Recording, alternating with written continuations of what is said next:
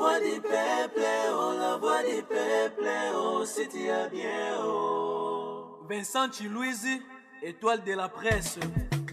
La voix du peuple, toujours longueur d'avance. Les informations partout dans le monde. La voix du peuple, toujours actualité na actualité. La voix du peuple, maman Nangaye. Oh,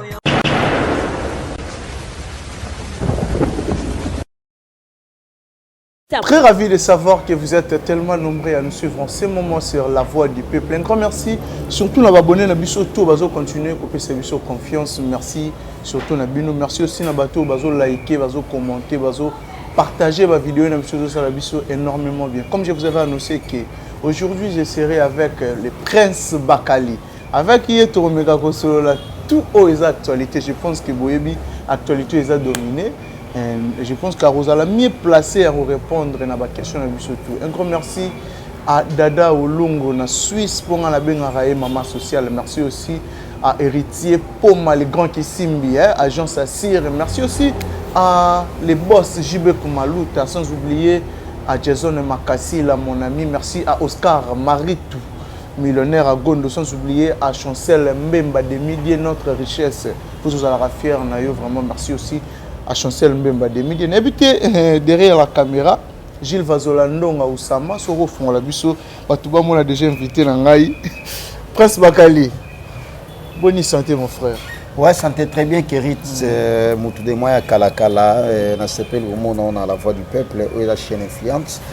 Et clin d'œil spécial comme ça à Vincent Tulis, PDG, on a bien bongo PDG. En tout cas, ouais, je les salue. Merci Kalmana Yaouli Mouché Nico Damboka, Maman Emiline Zemba, tous Pépélé Ambetolo. Et puis, Patrick Image lauréat, Charles Angeli, en tout cas, merci à toi. Tim Skabengela, Venimaro des immeubles, il y a Richard Moutou Moulevé Chacha. Et puis, il y a Jamal Moukouna, papa social. En tout cas, c'est un grand plaisir et on sera à tes côtés pour que nous un peu décortiquer, pour expliciter certaines zones d'ombre par rapport à la préoccupation à Batou.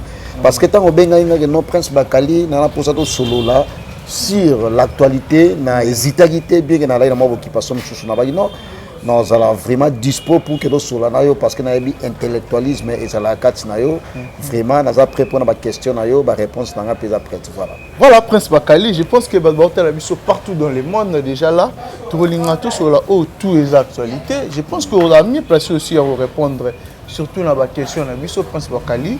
Les lots attendent que on pense vraiment solo toi qui non pas malembe tant que la musique tu penses que la musique a évolué d'après eux?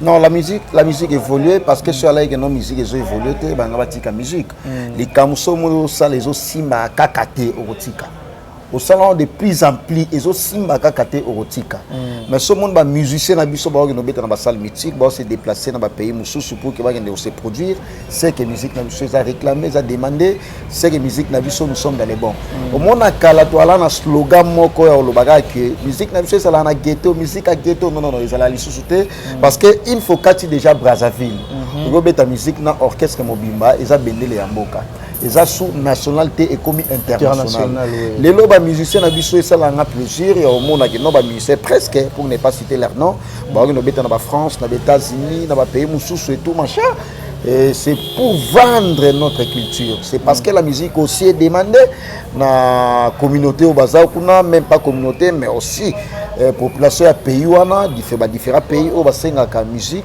et beta na ba pays na bangwana c'est voilà échange culturel wana ça fait du bien au monde que no ba kofelo mide bosamboka le maître de double le maire ba héritier watanabe ba inospi et tant d'autres ba faire rigola ben no beta na ba pays wana c'est pour vendre la musique congolaise voilà na habité Prince Bakali lelo tolali tolamu ki boy bateau plein liboso maison Schengen bayo déclaré visa par rapport à concert ya Weranson ba pimeli Weranson visa comment na babilo ka bongo avant to yeba ngote lelo comme artiste monene le rôle Weranson ba kinde ko pimela visa de yo déjà attend que mon panti sango réaction ne rozani Prince Bakali en tout cas pour na loba vraiment qui ba pimeli Weranson visa na rosa na moi Sonia loba yango non avant parce que avant zaki na bongo parce non je ne crois pas que Weranson ba pimeli visa sur le plan orchestration à Kenanan pour tourner ba musicien na plusieurs fois bazonga problème moi c'est pas ça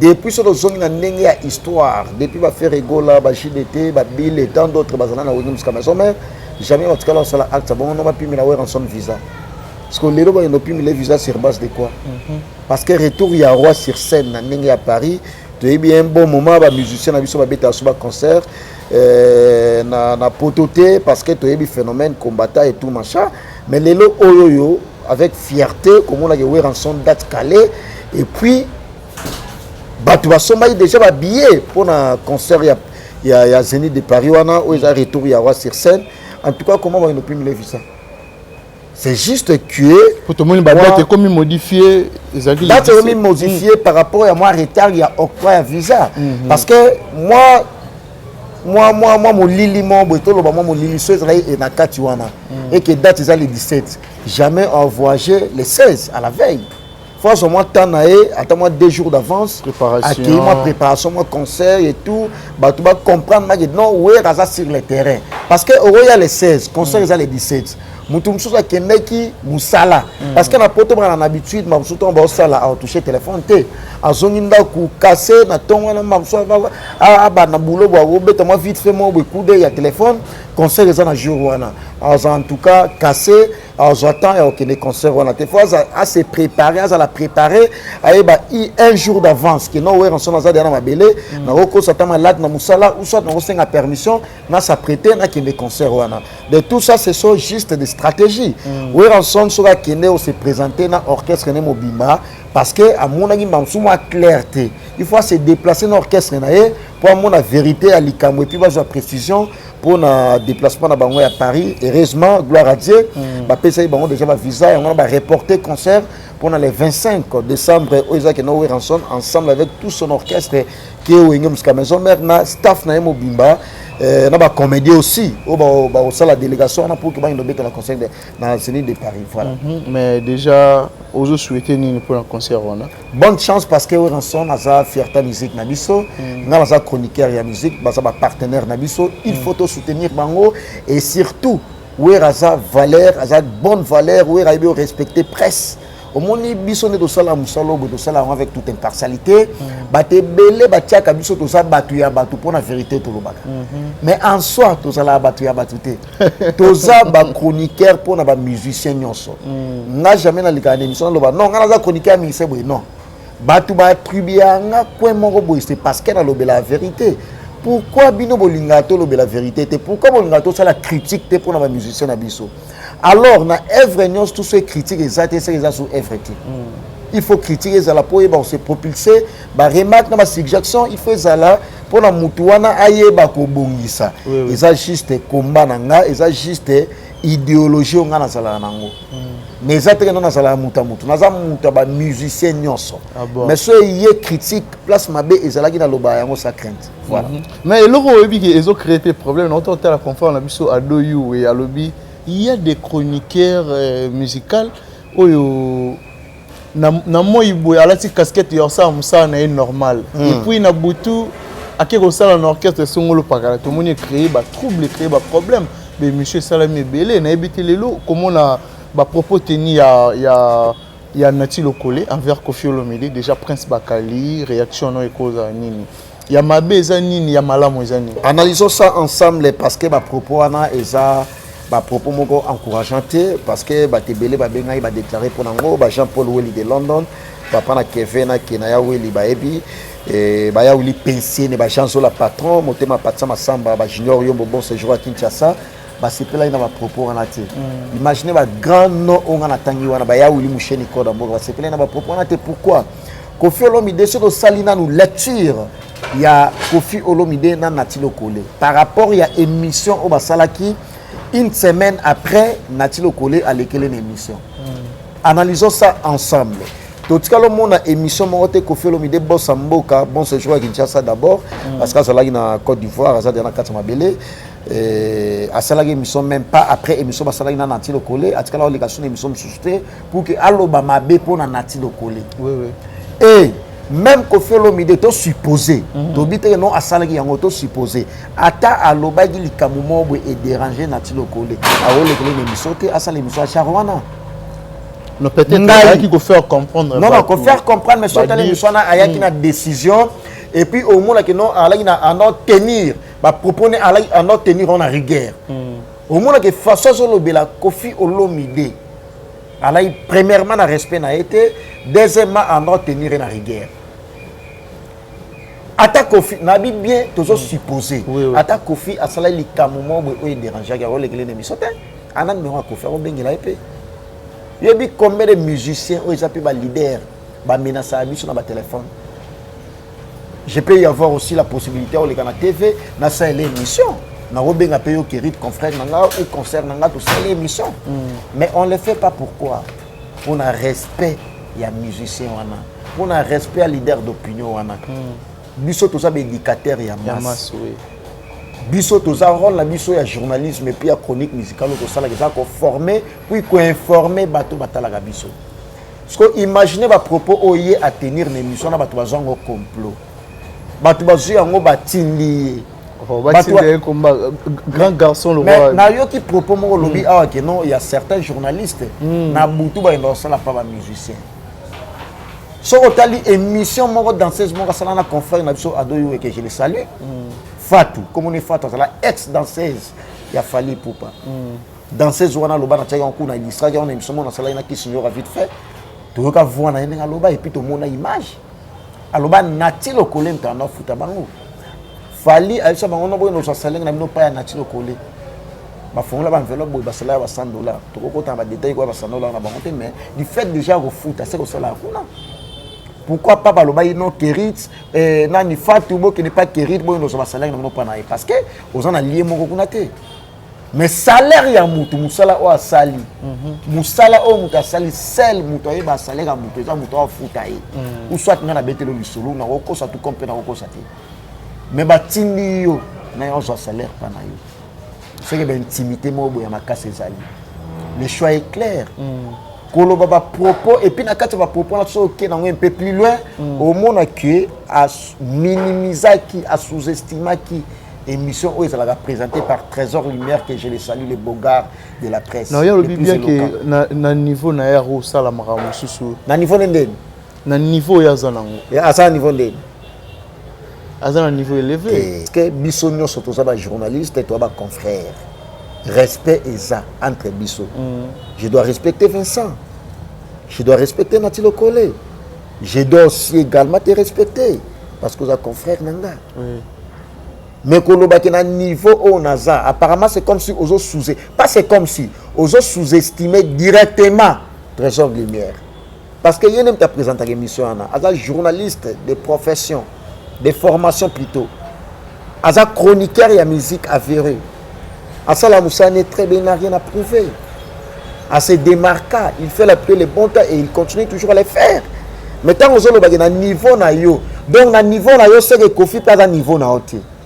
Parce que, tu supposé, n'engé moutou a bengé la ça la faire, on a ce Kofi l'omide. Imaginez déjà le niveau à Kofi. Parce que tant que Kofi a banni musique, n'ana yo, to banni nan Moussa l'autre. Nati le collé pas banni Moussa la nati. Kofi déjà, ça la Kofi.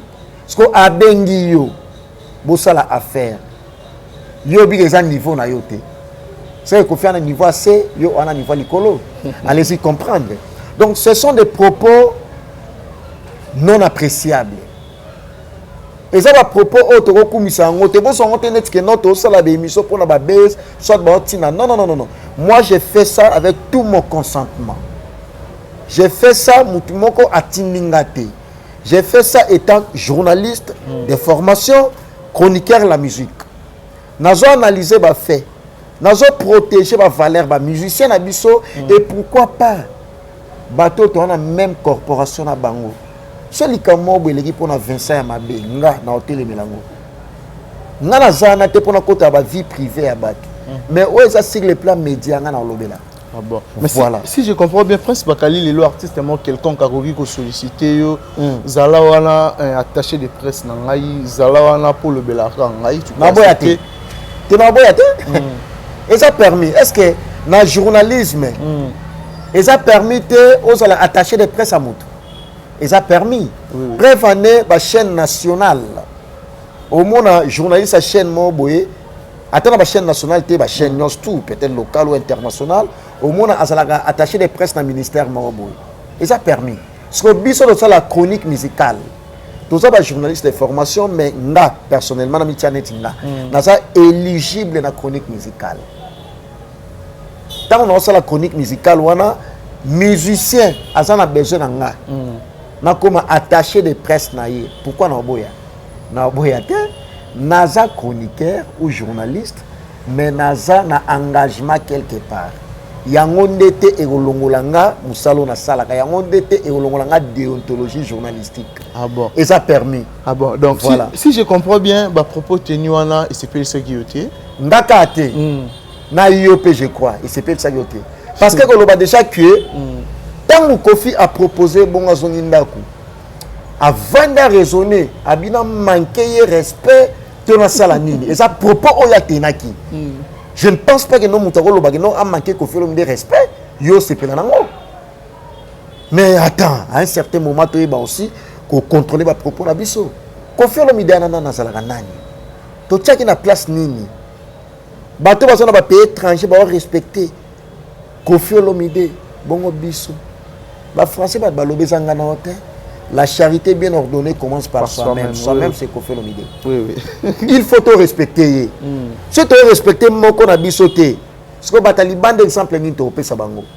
Valérie Kofi, tel a depuis fait Bandati Lelo, un succès de génération en génération. Et puis, à la parole, mon côté, on a séparé la parole, on a Kofi Olomide. Vieux Oalinga, petit, na yéme alinga, otika la bango tante. Oui. Pourquoi? La musique polémique loyale, il faut ça là. C'est comme des loyales mabé. Net va propos au confrère Nabiso aîné dans la profession, Natilo Kolé Abimisi. Que et ça époque il a fallu pour pas bon na bebo tika jalousie m'tola c'est tout machin. Non. Non, on boya que ça époque a fallu. Olobi? Au boy que ça époque a fallu. Wana na lobi. Tinga na Tunisie. Tant que basali ba musicien va publier liste et va musiciens les plus écoutés dans le monde. Comment fallait ça la guitare? En Afrique, na Congo particulièrement, tu as un musicien encore. C'était Kofi Olomide. Alors voilà. On est les musiciens les plus écoutés au monde. Ce qu'il fallait numéro 1 à Congo. Pourquoi pas Tchaképe, musiciens les plus écoutés? Parce que c'est numéro 1. C'est la représentation de la musique partout dans le monde. C'est numéro 1. Mais dans le monde, c'est N'habitez Prince Bakali. Kofi Olomide, Lelo, tout ça serait qui est accord Arena, Yo Arena, ils ont bel et bien confirmé. So betiko tu, ils ont été no otunanga. Na mokila Lelo, mokile koma ya vidéo, mokile koma ya Google, mokile koma ya recherche. Et puis na Gisasa PDG Vincent Tulis, ayebi gérance ya YouTube. Soza administrateur ya chaîne YouTube. Oye baba pays au chaîne na yo o etala mamakasi ngana zala na chaîne YouTube na kina YouTube etala mamakasi batu ba na facilité un giga na bango atala be émission ndinga lingi lelo la kisasa na tambola après ce Bakali entre to linga be émission notre mais auparavant c'était pas comme ça.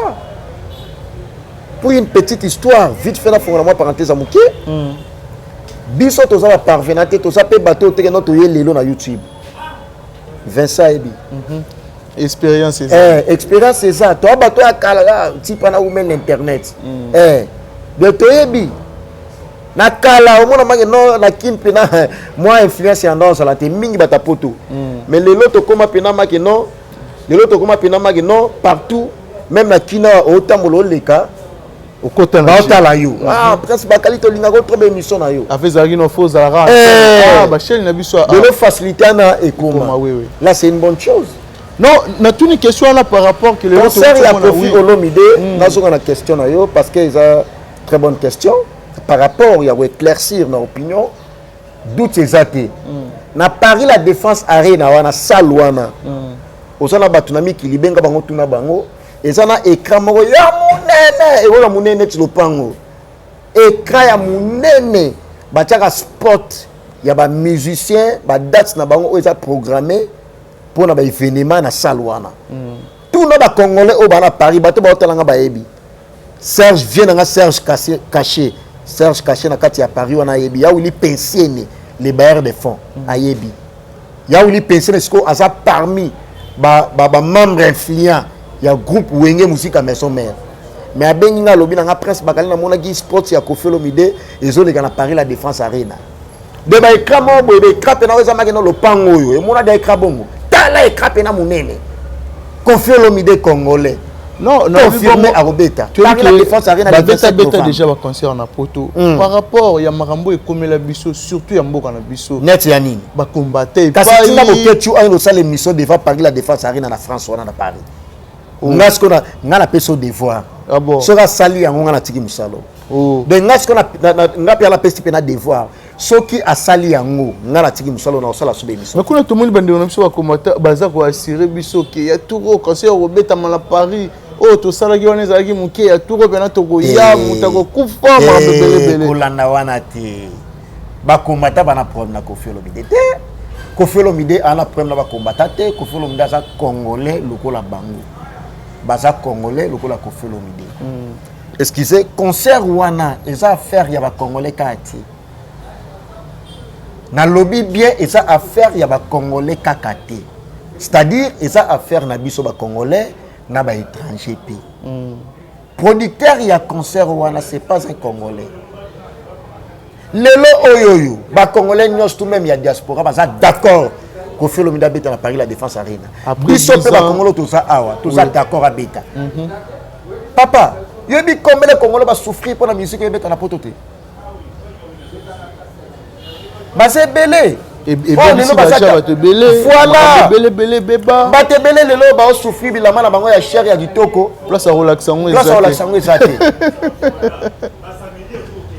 on se comprend oui mais lelo baza d'accord au monde Jean-Paul Welly de London il y a Gauthier Mascot ingénieur de banque il y a Jimmy Belau il y a Jimmy Belau on s'est déplacé quoi on l'a tabilamba na e parce qu'il y a Jimmy Belau asa seul congolais on a ba avion na carte Afrique du Sud asa na beli passe ba mbongo ba ya tutuko ba mwana mama na Londres ba mama Emily Nsemba tous pepele ya mbetelo ba ya Jamal Mukuna yo na ya Sholimenga ba soma déjà bilamba na bango babi ba oya na Paris la Défense Arena na événement au Koffi azobeta pour ba on la tabilamba na bango et ça fierté bon c'est détendre il y a pas mal de choses alors pourquoi besoin étouffer culture na biso musique na biso ba combattant na ba congolais ou diaspora tout dans l'ensemble ba se décider ba bi non trop c'est trop toi on a besoin bomoko ezonga ya wana moni Koffi alors que no fongo la makamba ah bon ngana kisinjora tozala wana na signaler yango na émission na d'avance ah bon biso to okede la pote tu dis que ba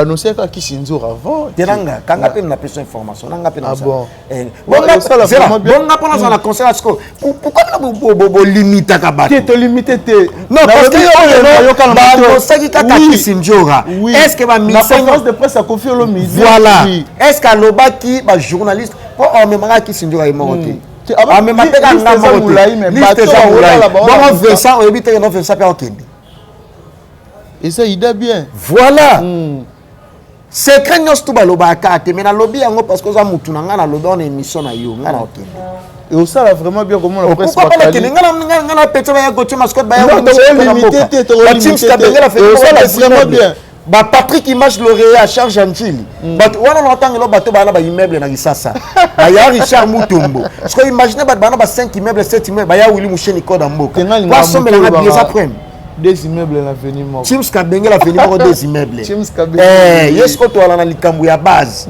to ala na base chaque jour et puis place au dossier mission place à vie na ngati on mona te ba matsate ah oui ba mais moi place mo condamné commune yesko ye ala ngala commune à Kinlingwa la Barumbu Mermoz passe ya madame Mermoz passe voilà mais n'habite prince Bakali lilo au monité que il faut que prévenir marambo comme lui rançon les attaques que tu annonces qui date tu reporter les choses pour la Koffi Olomide il faut prévenir nini marambo comme lui rançon comme la Koffi Olomide te voilà ko des hommes va prévenir te au monde ba Carmel Matondo yesko la moi ça mbinga ozomona ye déjà Carmen Batondo moi si ambinga za ba fossette parce que ye aza complet ye aza mbinga ana ba fossette a kitoko bon on comprend yo mona ngode na moni ozomona donc affaire ya Kofi et ça coûte to loba to se poser ba question est-ce que soit visa to soit papa ata yo mo to la pe ma muto to lobela mama ngoko non po mama Michael Jackson ya misika Congo